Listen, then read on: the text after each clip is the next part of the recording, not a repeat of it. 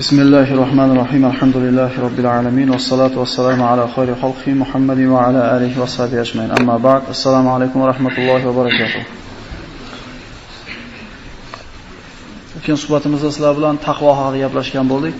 Mana ikkita suhbatimiz egallagan bo'ldi bu mavzuyimiz va aytilgan xulosa shu bo'ldiki, Yusuf alayhissalom ana shu boshidan ana shuncha qiyinchilik kunlarni o'tkazib, ana shu qamoq fitnasiga sabr qildi, ayollarning fitnasiga sabr qildi va borinki ana shu bir katta davlatda vazirligi degan katta bir mulk degan fitnaga sabr qilgandan keyingi aytgan duosi shu bo'ldiki, fa inna man yattaqi va yasbir fa innalloha la yudhi'u ajral muhsinin. Tawaffani musliman va alhiqni bis solihin.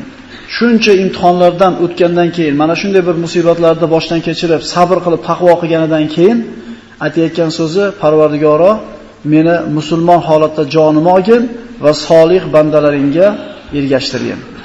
Shuncha ishni qilgandan keyin qo'l qo'yaptiki, Alloh taolo qabul qilmay qo'yilishligidan. Va aytilgan mana birinchi oyatda fa innaman yattaqi va yasbir fa innalloha la yudhi'u ajral muhsinin. Akalari ana shu o'rtadan o'tgan bir necha 10 yillardan keyin Alloh sizni biz ustimizdan aziz qildi, ustun qildi deganda aytdi, kim taqvo qilsa va sabr qilsa, Alloh bu bandasini ajrini zoyi qilmaydi. Ya'ni muhsin bo'lgan bandalarni zoyi qilmaydi ajrini. Ikkita sifat. Taqvo bo'lsa, sabr bo'lsa. 13 ta foydasini gapirib o'tgan bo'ldik Alloh bildirganini. O'zi mana aytdik, oxiratda gapirmasin, faqat dunyoda o'zida yaxshi yashayman degan odam ham taqvodor bo'lmay iloji yo'q ekan. Biz bu taqvodor bo'lishlikni Alloh taolodan talaba deb aytdik. Allohning huzurida eng bir hurmatli banda taqvodor kishi bo'lishligini aytdik. Lekin ne qilaylikki, taqvo qilsanglar rizqinglarga baraka kiradi degan unvonni ko'rsatib turib gapirsak, eshitishlik qiziqarliroq o'xshayapti. Shunday emasmi?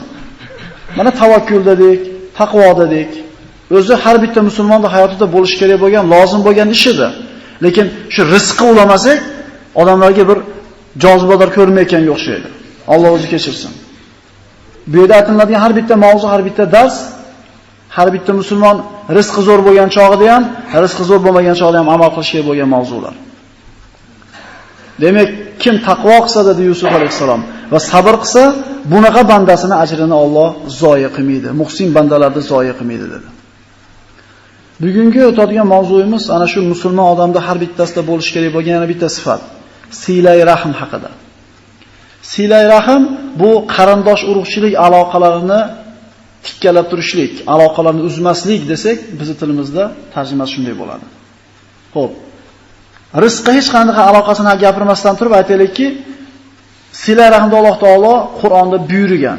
Qarindosh urug'lar bilan aloqani tikkalanglar. Mana bir qancha hadislarda kelgan rizqni barakotli bo'lishi, qalbga xotirjamlik olib keladigan amallardan. Rizqimizni keng bo'lishligini, baraka yog'ilishi kerak bo'lgan amallardan bittasi bu silay rahm. Rasululloh sollallohu alayhi vasallamning oldiga bir kishi kelib aytdiki, "Ya Rasululloh" dedi. Bir arobiy keldi. "Akhbirni bima yuqarribuni minal jannati va yub'iduni minan nar." Ya Rasululloh, meni jannatga yaqinlashtirib, jahannamdan uzoqlashtiradigan bir ishni o'rgating deganda payg'ambar sollallohu alayhi vasallam unga aytdiki, "Anta abudalloha va la tushrik bihi shay'a va tuqimas solah va tu'tiz zakah va tasilar rahm." Buxoriy va Muslim rivoyati, muttafaqun alayh bo'lgan hadis. Jannatga yaqin qilib, do'zaxdan uzoq qiladigan narsani o'rgating deganda Rasululloh sollallohu alayhi vasallam Allohga shirk keltirmasdan yolg'iz o'ziga ibodat qilishligingiz dedi. Namozni qoyim qilishingiz, zakot berishingiz va qarindosh urug' aloqalarini uzmasligingiz deb marhamat qildi. Mana endi silay rahmni rizqimizga qanaqa aloqasi borligi haqidagi hadislarni o'qisak. Mana Sahih Buxoriyda keltirilgan hadisda Rasululloh sollallohu alayhi vasallam marhamat qiladi. Abu Hurayra roziyallohu anhu rivoyat qilgan: "Man surrahu an yubsata lahu fi rizqihi va yunsalahu fi atharihi falyasil rahimahu." Kim rizqini keng bo'lishligini xohlasa, umrini barakotli, davomiy bo'lishligini xohlasa, qarindosh urug'ini holidan xabar olsin. Sahih hadis to'g'ridan to'g'ri rizqqa baraka olib kelishlikka sabab bo'ladigan ish silay rahm ekanligiga dalolat qilyapti. Mana Imom Ahmadning Musnadlarida keltirgan hadisda payg'ambar sollallohu alayhi vasallam marhamat qiladi: "La yaruddul qadara illa du'a va la yazidu fil umri illa al-bir va inna rajula la yuhramu rizqa bi dhanbin yusibuhu." Mana shu bundan bir 20 yil burunda oladigan bo'lsak, qarindosh urug'chilik aloqalar ancha yaxshi bo'lgan siz bilan bizning shaharimizda xususan. Yoshlar eslasak, tog'alarimiz, amakilarimiz, amma xolalarimiz kelib ziyorat qilganini ko'rar edik. Mana katta bo'lib biz tog'a, amaki bo'ldik, amma xola bo'ldik, lekin ana shular qilgan ishni biz davom etkiza olmayapmiz. Esir mahalda yaxshi edi, bir so'mga 7 non berar edi. Har qalay nima bor edi? Mehr oqibat bor edi. Xudoning yo'lida bu namoz o'qima degani bilan baraka bor edi. Mana endi hozir kelib turib din bemalolchilik bo'lgani bilan baraka ko'tarilib ketyapti deyotgan yosh katta odamlardan shunaqa gaplarni eshitib qolamiz. Birodarlar, u esirning yaxshiligidan baraka bo'lgan emas. Silay rahim bo'lgan. Masalan, insof qilib mashada o'tirgan amakilar, tog'alar insof qilsin. Qachon opasini yoki singlisini yoki amma xolasini borib ziyorat qildi Alloh uchun. Kasal bo'lganda borgan hisobpas, majbur boradi unda, uyat bo'lmasa. To'yda, ma'rakada iftorda aytgan hisobpas, o'zini ixtiyori bilan hayotidan bir 2 soat ajratib Alloh uchun deb ziyorat qilganimizni eslaylik-da. 20 yil burun baraka bo'lgan bo'lsa, 30 yil burun baraka bo'lgan bo'lsa, birodarlar, kattalar silay rahim degan ibodatni qoyim qilib qo'yishgan. Tushunarlimi? To'g'ri-da. Nima bu paytda dinga yengilchilik berilmagan, baraka bo'lgani hozir bo'lmayapti. Sabab birodarlar, mana hadisda kelyapti. Qarindosh urug'chilik aloqasini zo'r qilib qo'yinglar, deyapti. Umringlarga uzunlik, davomiylik, rizqinglarga kenglik keladi, deyapti. Qilyapmizmi? Yo'q. Chunki seshanba kuni bozorga borish kerak. Ertaga va'dangiz bor. Ammani ziyorat qilib qo'ygan, ancha yo'lda bormaganingizda ishim ko'p, vaqtim bo'lmayapti. Ey nomard, shu vaqtingdan jicha qisqartirganingda Alloh uchun, ziyorat uchun Alloh ishingga baraka berar edi. Lekin biz silay rahimni surib qo'yib, faqat tijorat bilan ovora bo'lib qolyapmiz. Haliga aytdim-ku, mana balonni nasoslayotganga o'xshatdik-ku. O'sha qarindosh urug'iz holda havorab qo'yganingizda o'sha zalatniga turar edi. 10 marta nasos urganingizda qaytib kelguncha yana turar edi. Lekin sug'urishimizga pushayib ketib, yana tiqib turib sayyab. Nasoslardan boshqa narsa yaramayapmiz. Allohning huzurida savobi tez yetib boradigan amallar bu silay rahim deydi mana Imom Termiziy rivoyatlarida. Va kishiga musibat yetishligiga tez sabab bo'ladigan gunohlardan bittasi ham qarindosh urug'chilik aloqaning uzilishligi. Mana shu kapitalizmda ba'zi bir nima deydi, elementlar bizga kirib kelyapti-da. Nima deymiz? Ishdan ishni o'tgani o'zing bilasan ekan, o'zingga kelsa o'zing bilasan ekan. Biroq holingni xavoramas ekan, qiyin kunga tushganingda puling bo'lsin ekan deb turib urug'chilik yig'ishtirib qo'yib turib, faqat pul bilan avval yuribmiz. Insonga musibat yetishligiga sabablardan bittasi qarindosh urug'chilik aloqani uzib qo'yishi deb Payg'ambar sollallohu alayhi vasallam marhamat qilyapti. Mana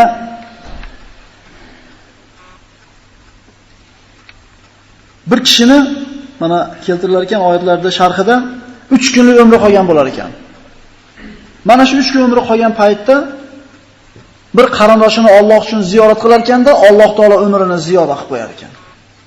Va bir kishini 30 yil umri bo'lar ekan, qarindosh urug'chilik aloqasini uzar ekan, Alloh taolo qisqartirib qo'yar ekan. Dalil deb turib quyidagi oyatda keltirishibdi. Yamhullohu ma yasha va yusbit va indahu ummul kitab. Alloh taolo yozib qo'ygan uni umrini moncha bo'lishi, rizqini mana shuncha bo'lishligini. Lekin ummul kitob Allohning qo'lida, xohlagan mahalda cho'zib ham qo'ya oladi, xohlagan paytda qisqartirib ham qo'ya oladi. Yozildimi? Bo'ldi. Endi qarindoshlik aloqasini ustaman, men ishim zo'r bo'ladi demaylik. Kitob Allohning qo'lida. Shunday emasmidi? Sizlardan bir kishi bir umr jannat amalini qilib yuradi dedi Payg'ambar sollallohu alayhi vasallam. Umrining oxirida bitta gunoh qiladi, do'zax ravona bo'ladi. Sizlardan bir kishi bir umr do'zax amalini qilib yuradi, umrining oxirida bitta savob qiladi, Alloh shu paytda jonini olishni xohlaydi, jannatga kirib ketadi. Demak 3 kunlik umri qolganda silay rahimni zo'r qilib qo'ygan banda Alloh xohlasa 30 yil yaratib qo'yar ekan 3 kun umrini. Va aksincha, qarindosh urug'chilik aloqalarini uzgan odamni qisqartirishiga aytilyapti. Birodarlar, g'arb mamlakatlarini faqat reklamasini, mashinasini, kiyimini ko'ra olmasdan hayotiga bir nazar solaylik. Ana shu mamlakatlarda akalar, qari kampirlar qolib ketyapti, uyda o'lib, sasib hidi chiqqandan keyin qo'ni-qo'shnilar bilyapti o'lganligini. Mana shu tomonidan ham xabardor bo'laylik. Madaniyatiga ulandik deb turib, kanazasizga ulanmagan bo'lmaylik, birodarlar. Qarilarning uyiga yosh oilalar kvartira keladi. Bor hayotda. Nimasini kutadi? Shu kampir o'lib qolsa, uyi kimga qoladi? Subhanalloh. Bu xorlikni qarang. Birovni o'limini kutib yashashlik. Shu bolani, shu deylik, kampirda yoki cholda bolalari bo'lgan edi. Nimaga xabar olmay qo'ydi undan? Chunki mana shu xuddi ota, mana shu ona ota-onasiga xuddi shunaqa muomala qilgan edi. Qarindosh urug'ida holini xabar olmay qolgan edi. Ar birodarlar 2 kere 2 4. Siz xabar olmaganingizdan keyin birozdan xabar oladimi? Sasib ketgan holatlar bo'lgan. Mana musulmon bo'lmagan mamlakatlarda eshitasizlar shu narsani. Bitta ibodat surilgan, hayotda rasul bo'lib ketgan ko'rib. 16 kirgandan keyin men совершеннолетнийman deb, menga aql o'rgatma deyapti otasiga, onasiga. Uchib ketyapti.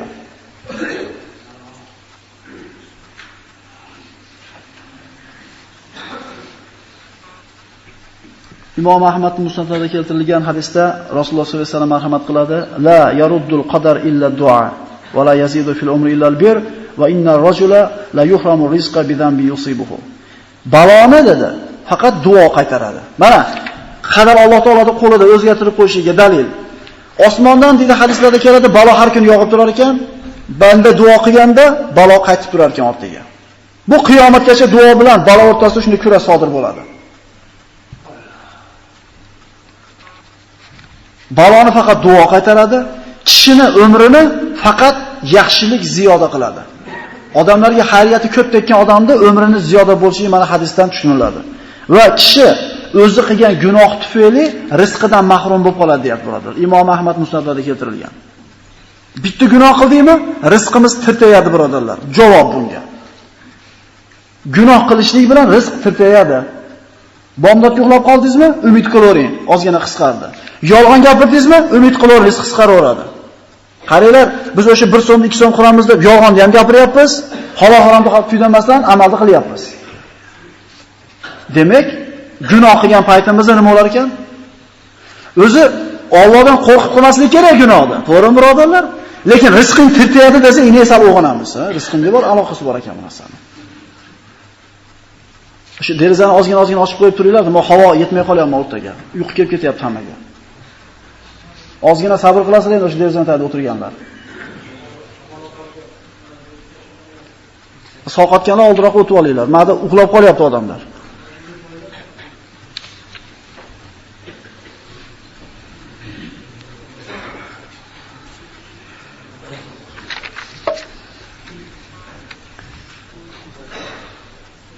Mana Imom Buxoriy boshqa hadislarda keltiradi: "Man ahabba an yubsitalahu fi rizqihi va yunsalahu fi atharihi falyasir rahimahu."